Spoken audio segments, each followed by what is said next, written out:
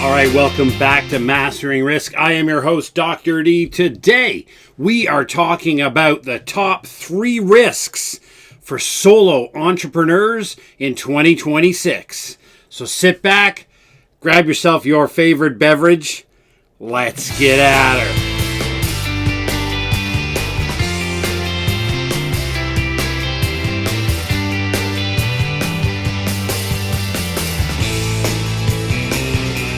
All right, thanks again for joining us. We appreciate you coming back to the channel. We've had a lot of feedback about our latest couple of episodes, zeroing in on the reality of what is happening in the employment space right now because of certain initial actions towards moving labor force towards more adoption of AI. Now, we've been specific to say in our previous episode that the first movers in this, in economic speak, will always be those organizations and those companies that have the culture of adapting innovation and leading technology, which is the tech sector. To clarify we've had a lot of great comments and back and forth on TikTok and other apps from our shorts. What we're doing is we're arguing that not the tech jobs are going away, but the tech are the first culture and the first sector of society that is making sweeping changes to its middle management. It's white-collar workforce, the people who sit in the offices that do everything from lawyers to accounting to data analytics to data entry to HR to all of these positions that are very susceptible to AI. The first movers are always going to be those companies that deal in that space and who live at the technological edge, right? It's like people we always talk about, life begins at the edge of your comfort zone, right? If you're only comfortable doing this, then the really exciting stuff that you're going to have an opportunity to do in life is going to happen when you jump past that. Well, technological companies live at the edge of innovation. They're constantly moving and changing at how they do things to stay at pace with their competitors or to extend past where their competitors are going. So naturally, that's the first space. We talked about how it will happen into companies that have very low margins next. And we talked about grocery stores. And a lot of people, and I even made a couple of quips about, family discounts at the self-checkout. But we weren't targeting the idea that grocery store workers themselves are going to go away. No, customer service still remains a very high demand commodity. Our arguments is that what's going to go is that the upper and middle management of those type of companies are going to be the next on the chopping block. So obviously we're taking this from the initial layoffs that were announced. Obviously everybody's saying it's not because of AI, but that's a more PR defensive stance. We know that these positions are not in functions that are no longer required. Often when you see large-scale layoffs due to economic indicators, it's that you have slack in the system. And from a supply chain management system, slack would mean unused capacity. So if my capacity is running at 100%, that means I'm using every part of the system towards whatever the system is set up to do, be it a logistics distribution system, be it a supply chain report order buy, whatever it may be. When you have slack in that system, and the slack has going to probably exist for a reasonable period of time, then you can cut that slack out of the system. So take that shift. You see it periodically in the auto sector where, the third shift is laid off. They're not stopping making the vehicle at the plant. They're just reducing the pace because sales are not demanding that third shift anymore. So the third shift gets let go. The first 2 shifts are sufficient to meet the expected demand. That's the type of thing that happens when it's economic related. When it's technology related, you see swaths of a certain position, not a group and an entity, but one line item being removed. So, for example, data entry clerks can be totally taken out of the Amazon picture, and Amazon operations don't change at all. And one statistic that I was reading when I was doing research for the last episode was looking at the fact that they could take, say, 90%, and this is not an Amazon case, this is a big tech company, take 90% of the people who do HR, add an HR bot AI capability, and operations will remain exactly the same. The 10% remaining in the HR is to manage and oversee the implementation of the AI bot to make sure. I mean, there was a YouTube clip that I was watching earlier today, and it was this guy, and you might have seen it. His boss is AI, and his colleagues are AI. He's on a team. He's the only human. And now they're actually talking, they're having team meetings where they're getting together, and AI and him are interacting by voice, and they're acting as if they're regular employees fulfilling a task. And his manager that gives him reviews, etc., it's an AI bot. So for those of you who think these type of things are far-fetched, these type of things are next world and everybody's exaggerating, yeah, at scale, you're probably right. At scale, maybe. But in the interim, we see small companies or large companies making small steps into this foray to test it. There was a great article on the news today about one of Amazon's new sites. I think it was on the podcast, the daily podcast from the New York Times, talking about robotic changes in AI warehouses where they can take out, from 4,000 workers to 1,200 workers, but the output is exactly the same because they use robots. So it's not that Amazon's capacity is reducing or the demand is reducing. In fact, their demand continues to grow. But as their demand grows, they don't have to add people anymore. They can add robotic systems. And then, in fact, over time, they can start to reduce the number of humans that are required to produce a larger amount of output through robotics. We talked last time about that being a cultural issue. That's fine. Another great insight before we get into our three main risks for us, for solo entrepreneurs in 2026, was an interview that happened with Elon Musk earlier this month. And he talked about what the world will look like. And nobody knows what the world looks like in 6 months or 6 years. But the idea of your phone as we know it now, your handheld device, which is really a computer with a phone application on it, but we refer to it as your phone. There won't be any apps and there won't be any companies. In essence, the way he envisions it, and I can understand, you will have a device, whether it's a handheld, wearable, whatever. It will have an AI bot custom to you.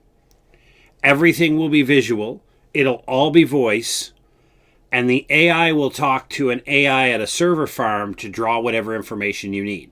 So you won't go to Facebook. You won't go to any of these apps that exist today. X, and he even said X as well. What you'll do is you'll interact. Whatever question you have, the AI, and then using the strength of the server farm, will answer the question. Or if I want to talk to, talk to somebody in the Mongolian desert, it'll get me somebody in the Mongolian desert. I don't need to know who they are. It'll get them. Call Aunt Phyllis.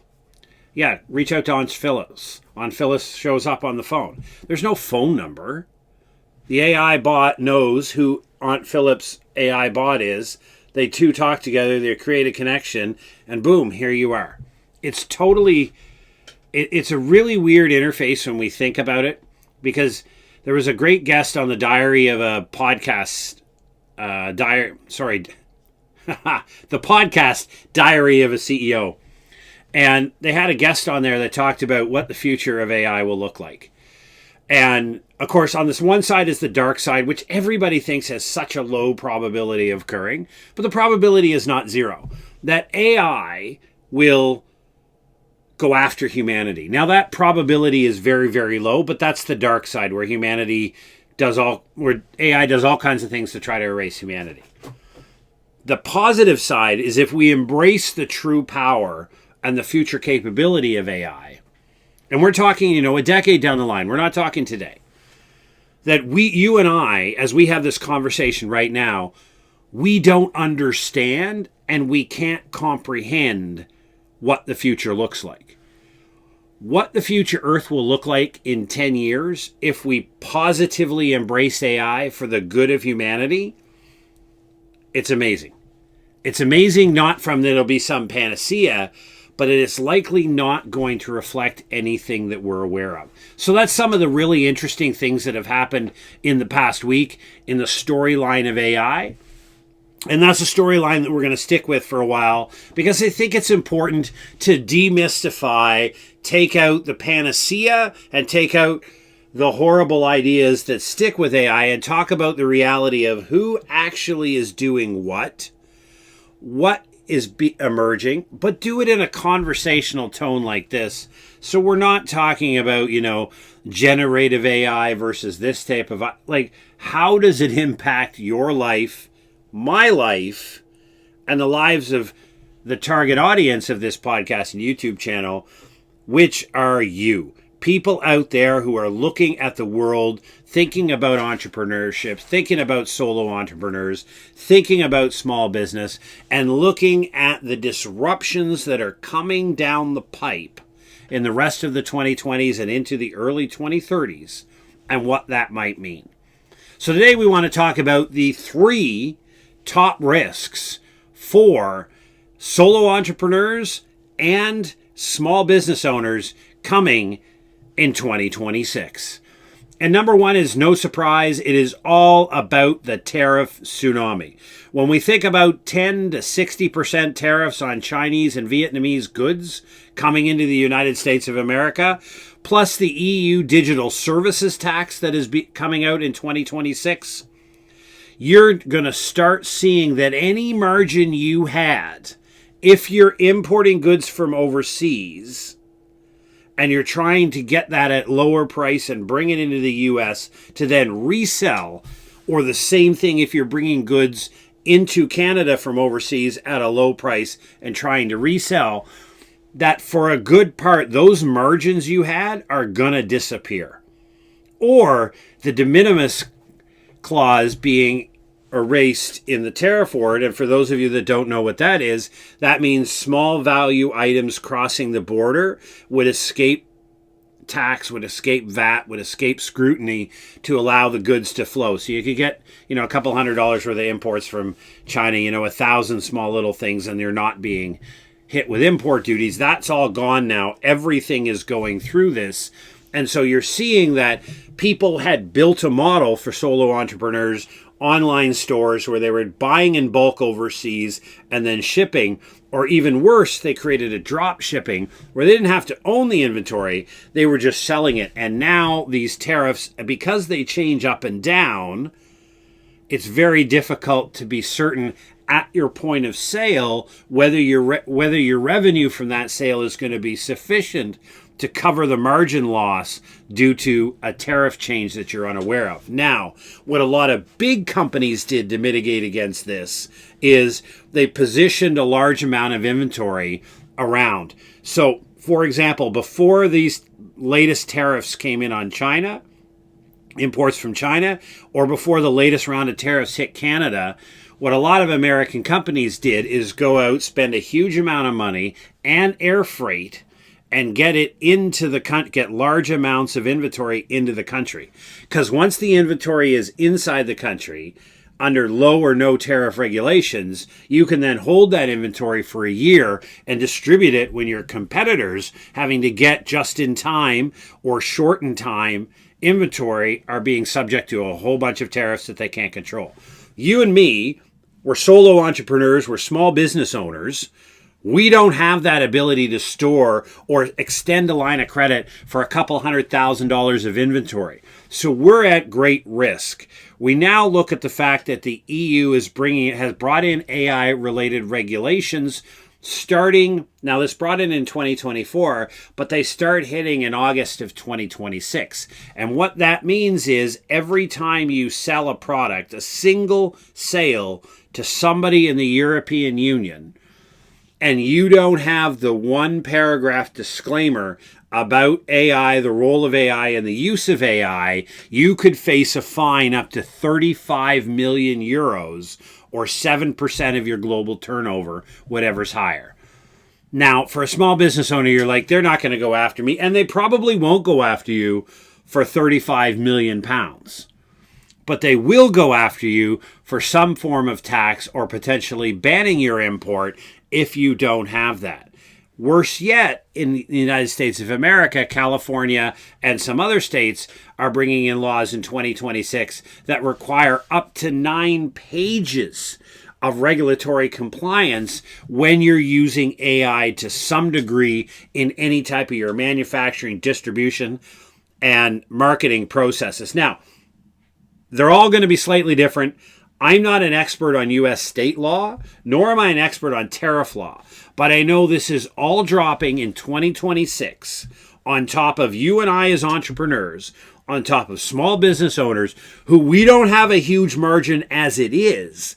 And now these tax regulations are coming in, making us the AI that we leverage to make our business easier and to make our reach greater now is requiring an additional amount of work to be added onto it to tell the world that this is going on. So, what do we do about this as solo entrepreneurs? You comply. You have no other choice but to comply and understand. Your mitigation is to understand the EU rules if you sell into the EU. Understand the American rules if you sell into the states that have AI regulations.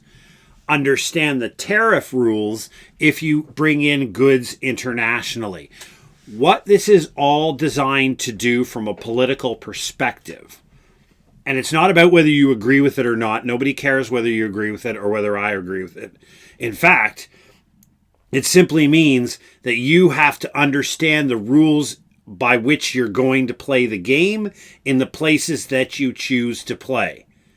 Become the master, become the owner, and become the dominant knowledge person in your space for the place and location that you tend to operate. Because what you do not have is an excuse to say in 2026, I got punched upside the head by tariffs or regulations or tax or AU exposure or compliance regulations that I was unaware of, I failed to follow, and now I got paid a fine or I got banned from certain marketplaces.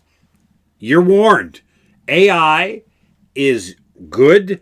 We use it in our businesses, but it's coming and there's a tariff tsunami coming in. And not necessarily that the tsunami is going to be huge, but that it's going to have several waves coming in. You don't know when they're coming. You don't know how big they'll be. And you really don't know what industry they're going to hit. So wait. Welcome to absolute chaos.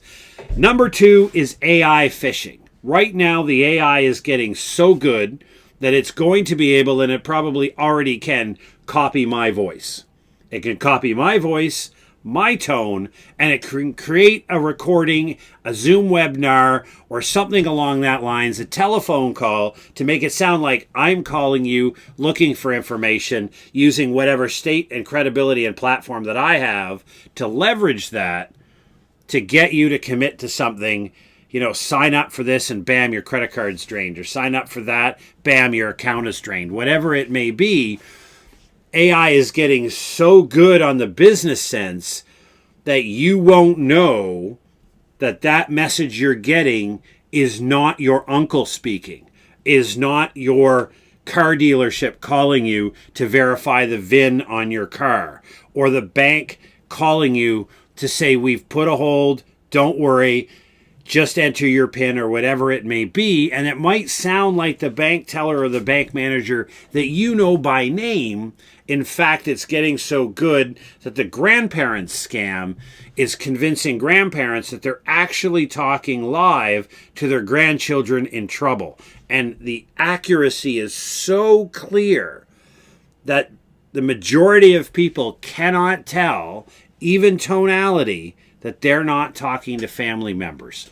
So your number 2 risk as a solo entrepreneur and business continuity and a small business owner is AI phishing. Somebody out there in the broader marketplace pretending to be you, defrauding people of money, and destroying your reputational risk. We talk here at Preparedness Labs Incorporated. Over at our website, preparednesslabs.ca, we talk about the 4 risks. One of them is reputational risk, right? You can spend 15 years building a solid reputation as a capable and intelligent and honest business owner, and one bad thing can happen and that can erase your credibility. You can be the subject of cancel culture, and before everybody has all of the information available, there are 27,000 negative reviews on every platform. Your total social media is hacked and you've been shut down from society because somebody misinterpreted something you said. Or the AI in this case created an ad campaign that really wasn't you and went around commenting on a whole bunch of other sites pretending to be you with a name looking like you. Or they have phone scamming now where they can spoof your number and call other people, and it comes up on the caller ID on the phone as if it's you and your business calling, asking for business. So AI phishing, AI spoofing is going to be a considerable risk in 2026. So what does a small business owner do about that? Really, you have to maintain your channels and be certain about your business. For example, here at Preparedness Labs Incorporated, we don't use the phone. We don't call anybody. We don't answer. We don't have a published phone number. There is no phone for the company, so we won't phone you. We interact with you only on our website, and we interact with you only via one email. And our emails don't contain links. They tell you to go to this place and look for something. When you buy something for our Shopify store, everything is contained within Shopify. We verify who you are and that you're a human. And then in a separate email, we're going to send you the goods that you just purchased to make sure that there's secondary verification on the account, not just that initial return. So we've done what we can, and we tell the world, these are the channels we're on. This is our official position. This is our official voice. Anything else? It's not us. We're not certain we won't be spoofed. We really hope that nobody does that. But in the end, we really have nothing to fight against it. The third risk you're going to face is regulation tax. As we start to see the building of regulations related to AI, I talked about the EU. I talked about the states bringing in. What we're going to start to see, and this is what I believe is happening. I have no evidence and I haven't seen any draft policy documents. But you hear a lot of talk about as companies start to make successive and large-scale layoffs under economic downturn cover stories that are really just an opportunity to bring in robotics and AI, you're starting to see a rising unemployment rate where there literally is no other place to go. Normally what's happened in the past, when one technology has been displaced or one commodity has been displaced, a market opens for a different commodity and the workforce does, in fact, to the most degree, migrates to the new role. The danger, and we don't know whether this happens, so I'm not forecasting the future, but if we have large-scale layoffs related to artificial intelligence, and there's no new industry that opens up, and you start seeing an increase in unemployment rate, the knee-jerk reaction for governments is going to be all of these, the unemployment insurance are going up, welfare costs are going up, SNAP benefits are going up. All of these social programs that are there to help people in between or during an economic downturn are going to cost a lot more money because there's going to be a lot more enrollees. The knee-jerk reaction of governments is they're going to want to go tax businesses. You're going to lay off the workers, we're going to tax you. What happens in that case? Well, we've seen the recipe 101. Ireland is booming. Dubai, Abu Dhabi, Singapore, the Turks and Caicos, all of these offshore tax havens, which, by the way, aren't going anywhere. You're not going to be able to fix this. Companies are going to move their headquarters offshore, which means they're going to move their tax offshore. Starbucks pays a whack amount of tax in Ireland because they don't generate profit in Canada. They don't generate profit or in different countries around the world. The way they've set up their corporate structure, which is allowed by these offshore tax havens, they're scheduled and they build a company where there's no corporate tax, right? And there's no dividend tax. So you come, you invest, you get a citizenship by investment, you create a company there, and before you know it, these large companies move. So the greatest threat we have is that domino effect, where we're going to want to tax corporations because they're closing down jobs and their decisions are causing high social costs. And the corporations by default, as a function, now not every one of them, but as a function of being asked and demanded more money, they're going to withdraw their headquarters from countries that are demanding large-scale pieces of their pie, and they're going to move to other jurisdictions. The next knee-jerk reaction that happens in that is that you start getting borders put up around sales. So what the EU is trying to do with their regulations is saying, we don't care where your headquarters is. If you sell in the EU, these are the rules you have to play by, and you owe us money. If you don't pay that money, then the EU may get to the point where it starts banning companies from operating who don't want to pay by the rules. So you start to see companies lose access. A prime example, a little bit of a close example here, is we'll give it in Canada. Our current government, a couple of years ago, brought in an online tax scheme to where Facebook or Meta was asked to pay for the redistribution of Canadian news sites. So our legacy media, Global, CTV, CBC, Canadian Broadcasting Corporation, Canadian Television Network, their news stories were shared on Facebook. And the government thought, hey, look, Facebook is getting all these extra ad clicks and revenue because our news is going around. There's nobody paying for the news anymore. So to help raise money for the news, we're going to put a digital tax on Meta. And Google and Meta were both hit with this. Google came up with a cute little plan to donate like $100 million a year to Canadian broadcasting networks to support their operations, and they escaped. Meta just took Canadian news off the platform. The government got no money from them. Meta gave them the middle finger. You tell me we're taxing this activity on your platform, and Meta said, fine, that activity won't be on our platform. So here in Canada where I am, I can't find Canadian news and Canadian news links on Facebook or on Instagram. They're banned. You're not allowed to do it. They just won't work. Why? Because Facebook gave the middle finger to the government. The government said, I want some of your money because I got all kinds of these needs for money, and demanded tax, and the company just said, fine, we won't do what you're taxing. Canadians got mad, but guess what? They just changed the VPN and they didn't use Facebook for news anymore. They just went everywhere else on the internet where they can still get news. So you can see how this cascading set of things, it starts chasing corporations around the world. Because what people want to see in an ideal world is we'll just tax the big, bad, ugly corporations to pay for everything we need, because apparently they're oppressive, they're greedy, and they do all these horrible things and exploit people. The problem is the same thing happens when you looked at the old European and American top-level tax brackets.